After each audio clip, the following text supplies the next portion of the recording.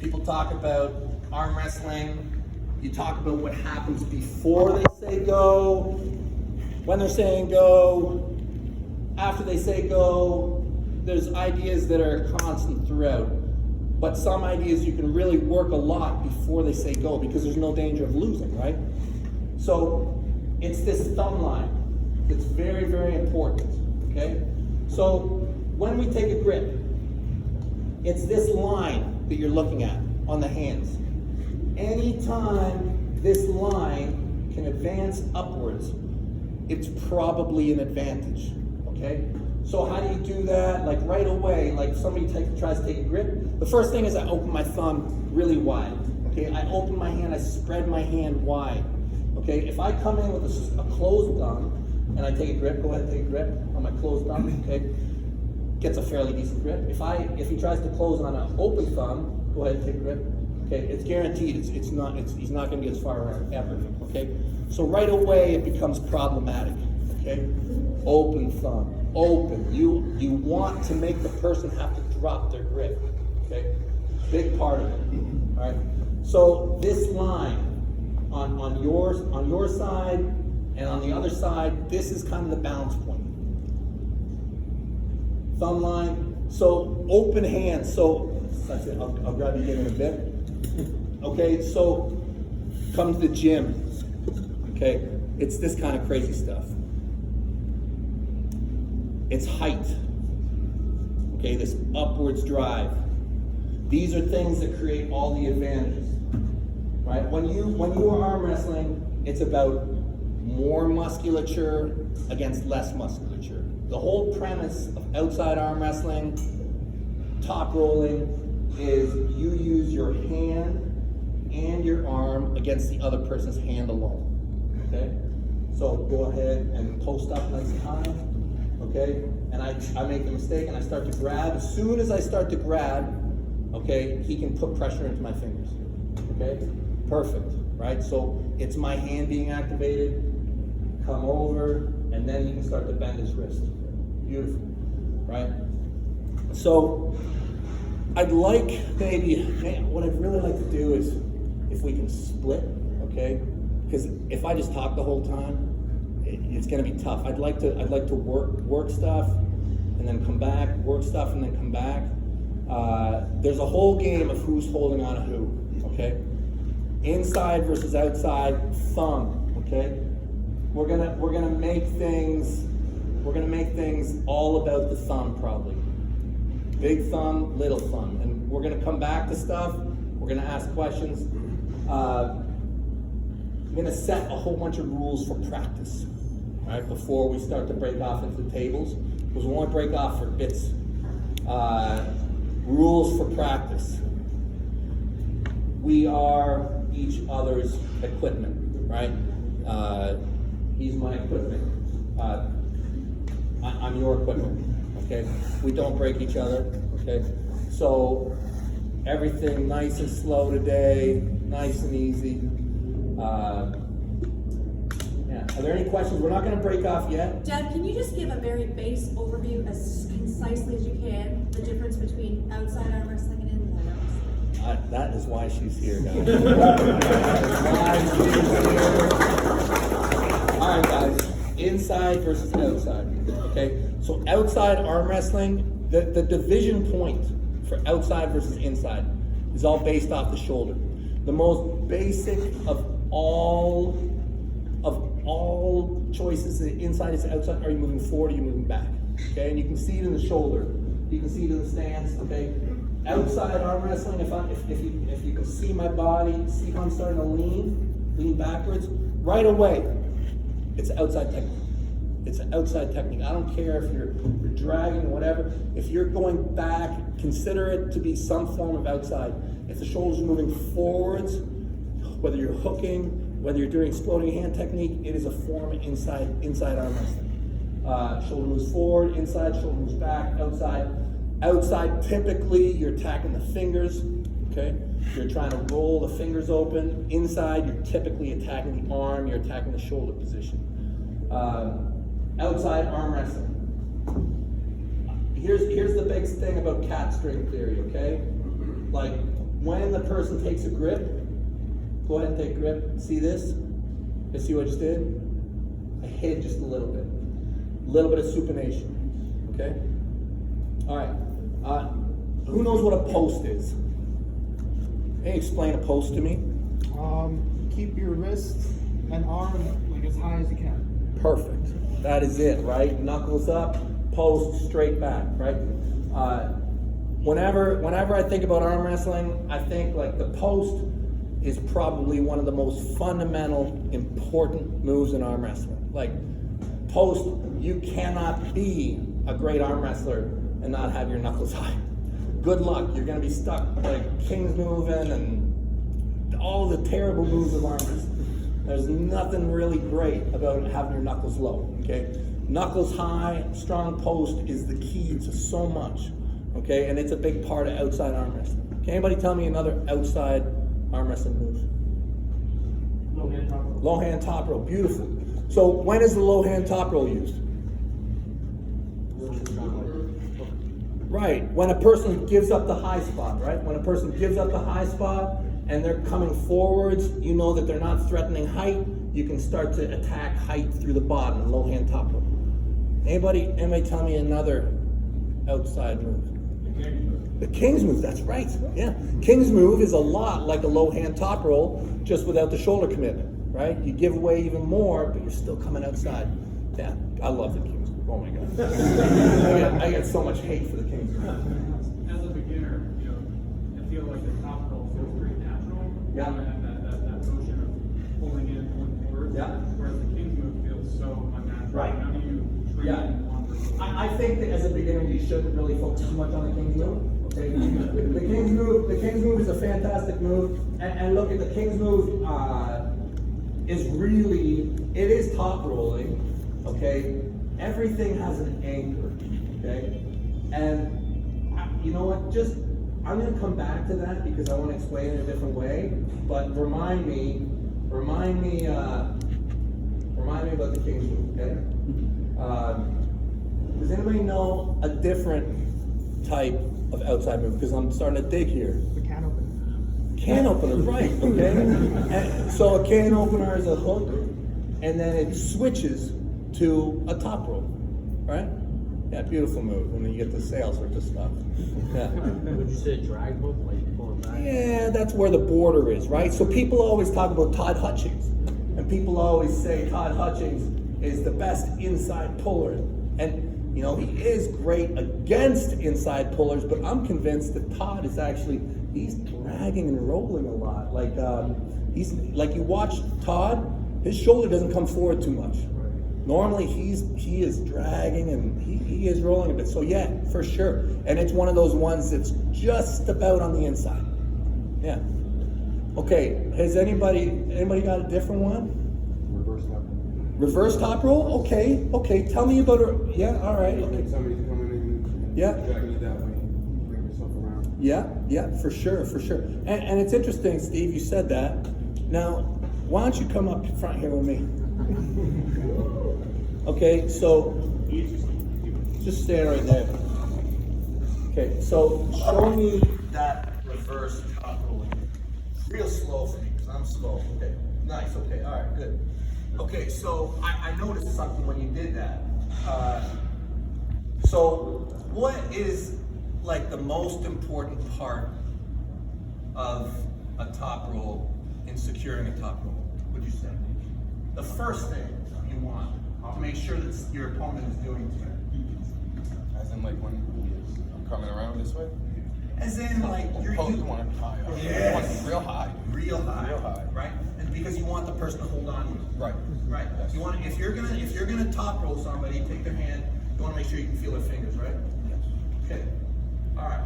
So when I do an outside top roll, what I try and do is instead of going like this, is the first thing I do is I actually go like this, right? And then I go like this. You follow me? Yeah, so it looks like you're getting a little more height. Exactly. Right? You hold your height. You get the top spot here, and then you're at it, right? If you come out this way, they might step over you, right? So when you're doing that outside top roll, And see, this is where I'm trying to get you guys, because this is about the furthest top row that most people like to talk about. Yeah. Is that the kickback you That's a mentioned kickback. sometimes? Yeah, there's kickback involved in that. Okay, so I've been like, kind of trying to get somewhere. People talk about, I'm sure you guys have heard about the pyramid of arm wrestling, right? You got the post in the middle, you got the flop is like the most inside technique that you got on the one side, and probably the king's move is like the most outside. And we've been talking about a lot of the top row moves, you got all those in there, right? Your high tops, your low tops, your outside, your king's moves, your reverse, whatever, okay? But there's something else at the top. High hook's in there, yeah. The high hook is kind of a transition point as well, okay? So that the high hook is what I would consider the top of the pyramid, right? The top of the pyramid. But, okay, so I spent a lot of time just messing around with technique, and I started to realize that there's other things. There's other things at the top of the pyramid that a lot of people don't talk about, a lot of people don't think about, because most of them, it's very subtle. It's very subtle, okay? And what do you call this move even? It's really weird. And I'll just call it creation, okay? That's what I like to think of as. It's creation. So there's 3 rules of arm wrestling, okay? 3 rules. Does anybody know what the first rule of arm wrestling is? ABC. Always be climbing? That's a great rule. But it's even more simple. Be strong! There's my guy. There's my guy, right? Right? Be strong. This is the first rule of arm wrestling. But it's not even so simple, right? Like, how do you be strong at arm wrestling? And it's the things we've already just started to talk about. Right? Basic fundamentals of arm wrestling. We've talked about rise already, okay? Rise. What else we got? Pronation. Yeah. 1, 3. Right. Those are your big ones. Rise, cup, pronation. Those are your big 3. But there's more, right? Basically, any way you can move your hand is a fundamental of arm wrestling. But rise, cup, roll. This is like, if I was to tell somebody investment strategy for arm wrestling, I'd say invest in those 3. Steroids. What would you call that? That'd be like, having the inside. That'd be insider trading. I don't know what that is. Yeah. But okay, so there's how do you get the highest spot in arm wrestling? Okay, is it the post? Is the post the highest spot in arm wrestling? Is there anything higher than that? So what's the second rule of arm wrestling? Don't be weak. Don't be weak, yeah. Well, I think that don't be weak. Okay, but say you are weak, because half of us are, right? There's always one guy who's strong and one guy who's weak. So if you're weak, you still that doesn't mean you're gonna lose. Go where your opponent is weak. That'd be great. What's it? Right behind, don't fight. Yeah, see, somebody does homework. Homework. What is your name? I'm there. Derek. Yeah. Yeah, see, somebody does homework. Okay. All right, so don't fight a losing battle. So what does that mean? That means that when you're arm wrestling, okay, like you can't do everything full blast, so you're trying to find a way to get in, right? So okay, my opinion, and I think that this is pretty commonly believed, the perfect move in arm wrestling, the most fundamental move in arm wrestling, have your hand up high, have the ability to cup your opponent down, have the ability to stop their attempt to cup you with pronation, and have it inside your body, and just this. It's everything. You have everything. You look like Dave Chafee, or, you got everything. You got your height, you got your cup, you got your pronation, it's inside your body. This is the fundamentals of arm wrestling, okay? Anything where you give up any one of those components, you're doing it because you're being overwhelmed, okay? Now, just because the other person has this, there's all sorts of defensive moves that you can do, as long as you hold on to something, right? So don't fight a losing battle. So we're both trying to be strong. Right away, I'm like, okay, he's gonna beat me. He's gonna beat me. Which one do I hold on to? Typically, there's a few anchors. You have your cup anchor.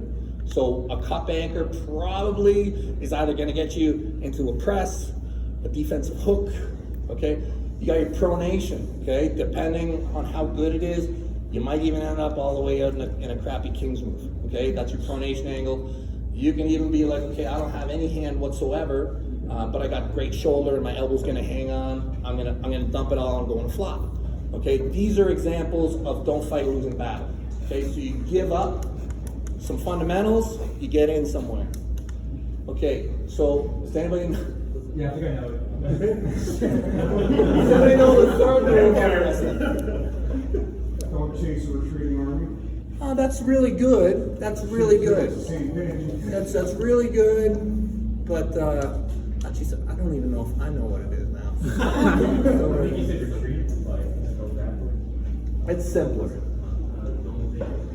There we go. That's what I was looking for. Don't take what's being given to you. Right? You go down. We were downtown New York yesterday. Hey, you want my CD? You want my...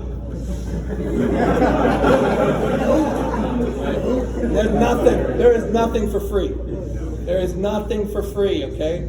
So this relationship, don't take what's being given to you in rule 2. This is where so much technique lies, okay? Be strong. Understand what it means to be strong. Understand how to train to be strong. That's so much of what arm wrestling is. It's most of what arm wrestling is. Do that part really well.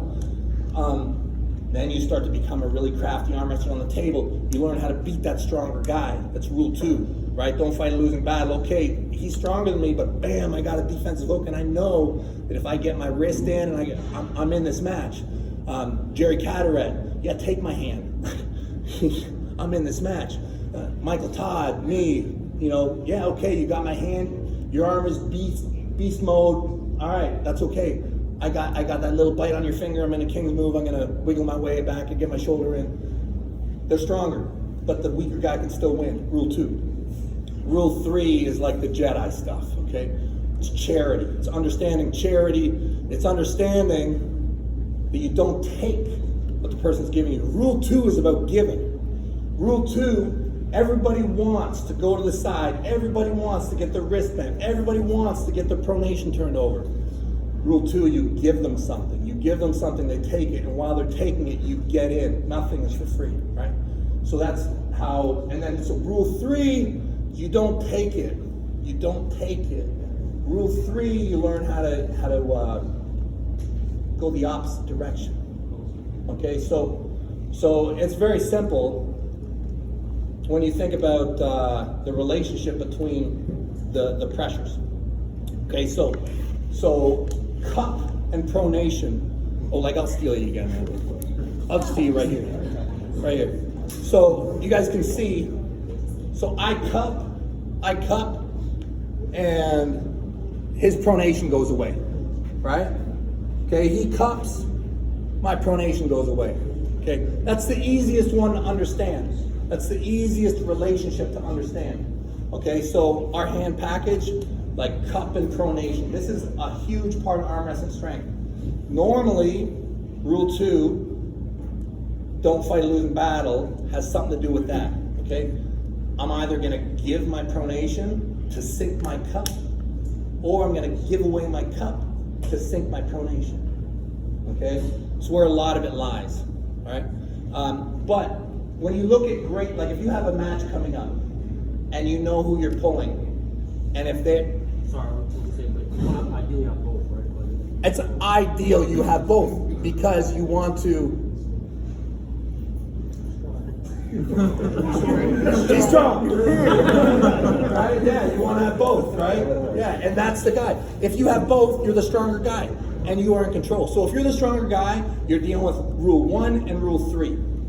If you're the weaker guy, you still want to fight for rule 1, you still want to contest it, but you are dealing with rule 2 primarily, where you're going to have to give something up to get in the game somewhere. Get a stop, and then you're going to do what's called return to center. Okay, and we'll talk about return to center, remind me about it, but you want to get in somewhere, okay? You want to get into the match, get a stop. The powerful guy has the ability to cross center, okay? The stronger guy wants to make it so you can never cross center. What I mean by crossing center is switch from inside to outside techniques.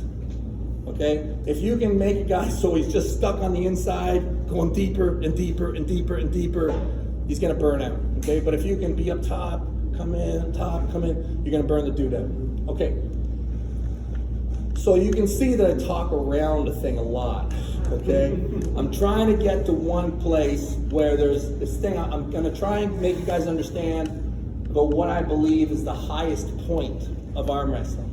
And it's what I think is called creation. And it takes into account these rules, okay? So the highest spot in arm wrestling is higher than the post. It's higher than the post because a great arm wrestler, the post is where so much of the thought originates. But what happens is it starts to deteriorate because people will start to switch their pressures, go into hooks, go into presses, go into flops, go into kings. There is more than this. There is charity, okay? So what that looks like is you're coming up, you are giving your cup away, you are seeing your palm, okay? This, and you can even start to give your rise away. This is charity, okay? This is creation, okay? This actually is one of the most powerful positions to get strong in and get set in, okay? So I wanted to ask you something earlier about the inside, the reverse top rope. Yeah. So you mentioned to Steve actually that you gave your wrist Right. a little away. Exactly. I wanted to ask you that. Now, if you give your wrist away, you really have to be extremely strong in this position to give that away to be able to then reverse. Well, okay, so it's interesting that it's because there's no fight there. And that's why you can give it away. The reason why you give things away is because of Rule 3. You see, what happens is this creation idea is done by, well, normally it's done by the stronger arm wrestler or a guy who can somehow figure out how to do it. It's tricky, okay? But it actually, you can absolutely do it against an unskilled opponent to great success, okay? There is a tendency always to hold on. There is amongst so many athletes, okay? Real arm wrestling, you're not holding on. This breaks open all sorts of discussions of straps, of rules, but the truth is there is so much power in having the other person come to you that you cannot consider it as your first option, okay? You should even if you are pressing, you don't hold on. You do not hold on as an opener, normally. And I don't like to say never because that's just not accurate, but Is that why you like the strap so much? the strap is inevitable. It's an inevitability. Like I can go on forever about it, but I believe that if one person is way stronger, it's just a non-issue. It's a non-issue. You're gonna win, and no matter which way you do it, strap, no strap. But the thing is if people are close, you will be able to slip. You will, and one person should be slipping. Just should be, because one person's gonna lose, and you should slip before you lose. And so the strap, to me, it's just an inevitable part of the sport. Getting back to why you bend your wrist back, okay? So height, right? One of the most important things about efficiency and arm wrestling is this who's holding on to who idea, because you get to use more musculature.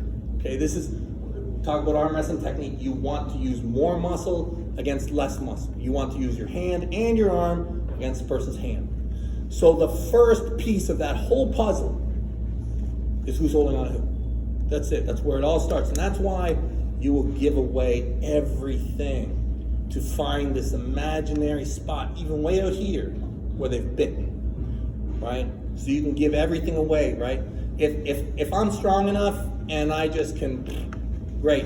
But what I should feel against a good arm wrestler, against a smart guy, is right away they will start to do these things where they're not going to hold on to me.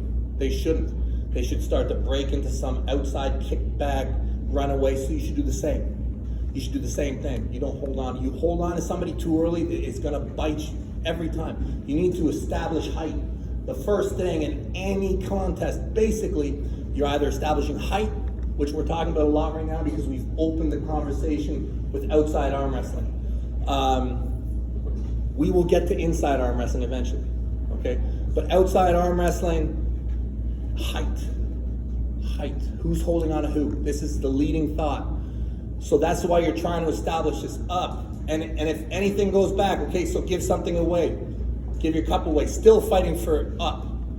It's still not quite there. Give a little bit of supination, right? Okay, so you start to win the battle, okay? Dump. Then your height is no longer here. Your height is lower down your hand, right? And this is the part that's climbing, okay? So this idea of charity, anyways, it's this is somewhere where I want you guys to get to in the set, okay? This is beyond the post, beyond the post. You can give everything away, continue to climb, okay? Does everyone know what supination and pronation? Yeah. If we're good, yeah, we're good. Listen, really. The King's move. Okay, listen. The King's move is a fantastic move. I wanted to ask him a little different. Yeah. Going back to be strong. Yeah. When it was top 8 versus WAL, Yeah.